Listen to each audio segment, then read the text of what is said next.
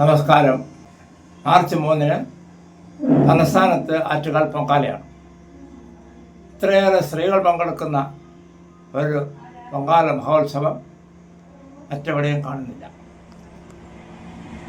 ഈ ദേശത്തും എൻ്റെ ദേശത്തും ഈ പൊങ്കാല പ്രസിദ്ധമാണ്.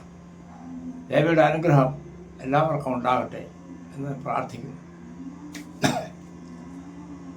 3:15 മണി മുതൽ 7 മണി വരെ ചന്ദ്രഗ്രഹണമാണ്. ഈ ചന്ദ്രഗ്രഹണത്തിന് നിറമുണ്ട്, ചുവന്ന ചന്ദ്രനാണ്.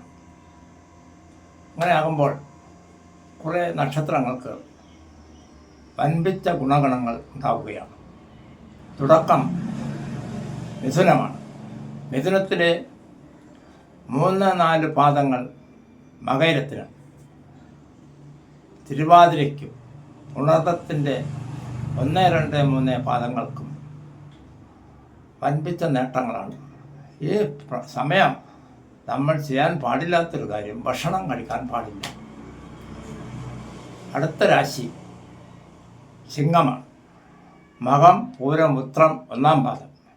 ഇവർക്കും വൻപിച്ച നേട്ടങ്ങളും ഭാഗ്യങ്ങളും മനസ്സമാധാനവും എല്ലാം ഉണ്ടാകുന്നതാണ്.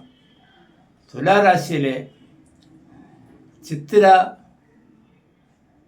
3-4 പാദത്തിനും ചോതിക്കും വിശാഖം 1-2-3 പാദങ്ങൾക്കും ഈ നേട്ടങ്ങൾ ബാധകമാണ്. പ്രത്യേകിച്ച് ജോലി തേടുന്നവർ, ഇഷ്ടപ്പെട്ട് വിവാഹം നടക്കാൻ പോകുന്നവർ, അവർക്കുള്ള തടസ്സങ്ങളെല്ലാം തന്നെ മാറി വരുന്നുണ്ട്. മംഗളം ഭവിക്കും. അടുത്ത രാശി ധനുസ്സാണ്. ധനുസ്സിലെ മൂല നക്ഷത്രം പോരാടം, ഉത്രാടം 1-ാം പാദം. അവർക്ക് ചെയ്തുകൊണ്ടിരിക്കുന്ന പല കാര്യങ്ങളും, ബിസിനസ് ഉൾപ്പെടെ വിപുലീകരിക്കാൻ അവസരം ഉണ്ടാകുന്നതാണ്. വീട് വയ്ക്കുന്ന കാര്യത്തിലായാലും വിദേശത്ത് പോകാൻ ഉള്ള അവസരങ്ങൾ ഉണ്ടാകുന്നതിനും ഇവർക്ക് അവസരം കൂടുതലായി ലഭിക്കും. പിന്നെ അടുത്തതായി വരുന്ന രാശി കുംഭമാണ്. കുംഭരാശിയിൽ അവിട്ടം 3-4 പാദം, ചതയം, പൂരിട്ടാതി ഇവർക്ക് വൻപിച്ച നേട്ടമാണ്. എല്ലാ തരത്തിലും ചതയത്തിന് ഗുണഗണങ്ങൾ വർദ്ധിക്കും. ചതയ മന്ത്രതന്ത്രങ്ങൾ പഠിക്കുന്നവർക്ക്, റിസർച്ച് ഹോൾഡേഴ്സിന് ഒക്കെ വളരെ നല്ല കാലമാണ്.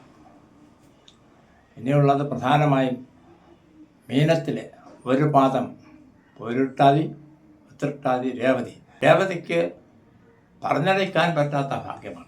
പക്ഷെ അവർ കഠിനാധ്വാനം ചെയ്യണം. ശ്രദ്ധ ഈ രാശിയിലുള്ളവർ മാറ്റാൻ പാടില്ല. ചെയ്തുകൊണ്ടിരിക്കുന്ന പ്രവർത്തനങ്ങൾക്ക് അവരുടേതായ നിലയിൽ കഠിനാധ്വാനം ചെയ്യണം. തീർച്ചയാണ് കഠിനാധ്വാനം ചെയ്തവർക്ക് വിജയമുണ്ടാകൂ എന്നത് ചെറിയ കുട്ടികൾക്ക് പോലും അറിയാവുന്ന കാര്യമാണ്.